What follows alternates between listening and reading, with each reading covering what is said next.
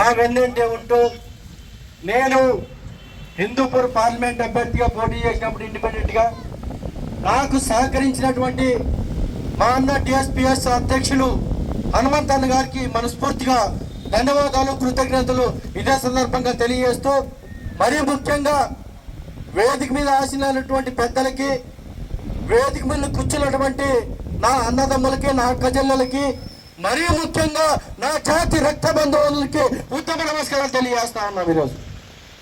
ఈరోజు డాక్టర్ బాబాసాహెబ్ అంబేద్కర్ గారి జయంతి ఉత్సవాలంటే ఒకటి కేవలం ఏప్రిల్ 14నే కాదు, ఈ నెల మొత్తం కూడా నిర్వహిస్తే కూడా తప్పులేదు.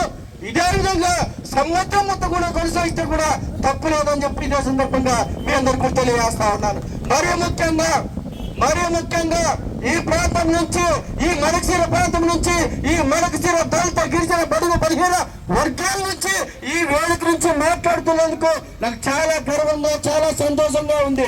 కేవలం ఈ రోజు ఇక్కడ ఎమ్మెల్యేగా కొనసాగుతున్నారు మన జాతి అని చెప్పి ఇదే సందర్భంగా గుర్తు చేస్తా ఉన్నాం.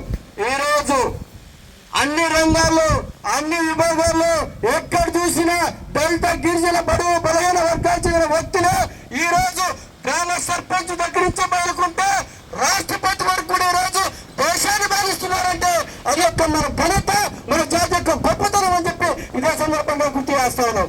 మనం ఆ మహనీయులు డాక్టర్ బాబాసాహెబ్ అంబేద్కర్ గారు చెప్పినట్టు, డాక్టర్ బాబాసాహెబ్ అంబేద్కర్ గారు రాజ్యాంగాన్ని పొందుపరుస్తూ, అయ్యా నేను రాస్తున్నటువంటి యొక్క భారత రాజ్యాంగం, నేను రచించినటువంటి యొక్క భారత రాజ్యాంగం అన్ని వర్గాలకు న్యాయం చేసే విధంగా, అన్ని వర్గాలు కూడా మనము రేపొద్దున భవిష్యత్తులో ముందుకు వెళ్ళే విధంగా ఈ యొక్క భారత రాజ్యాంగం రచించాను.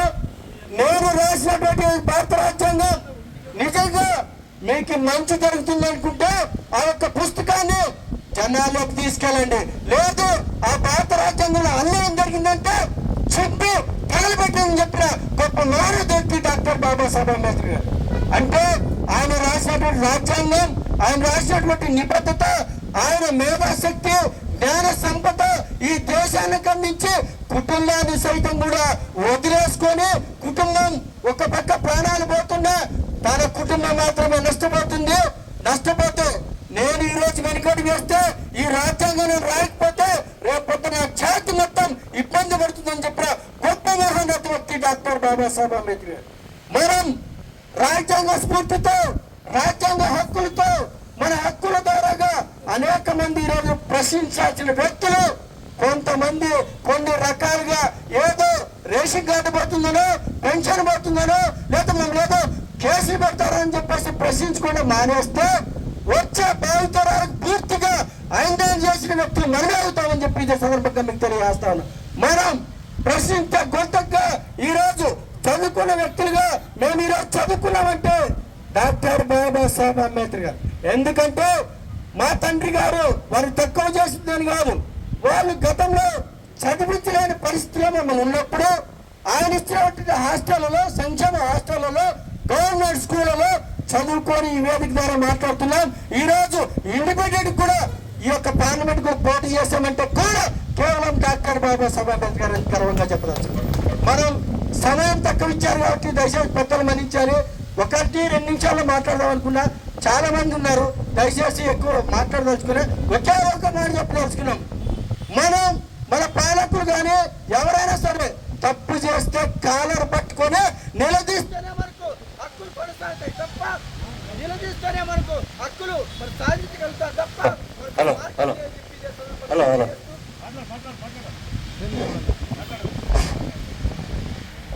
మనం ప్రశ్నించకపోతే, హక్కులను సాధించలేకపోతే ఎక్కడ ఉన్న వాళ్ళు ఎక్కడవుతాం. కొంతమంది పెద్దలు చెప్పారు, చదివే మార్గం రాజ్యాంగాన్ని సాధిస్తేనే మరి ఖచ్చితంగా భావితరాలకు బాగుపట్టిన వాళ్ళం అవుతాం.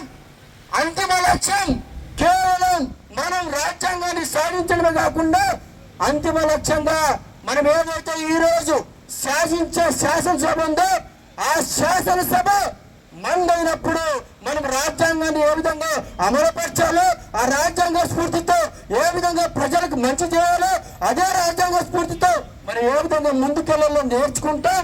ప్రజలను కూడా సక్రమైన దారిలో నడుపుతామని గుర్తు చేస్తూ ఏదేమైనా సరే మరొక్కసారి నాకు సహకరించినటువంటి మా అన్న హనుమంతప్ప గారికి, వేదిక మీద ఆశ్రయమైన పెద్దలందరికీ పేరు పేరున ఉత్తమ నమస్కారాలు తెలియజేస్తూ జై భీమ్, జై హింద్.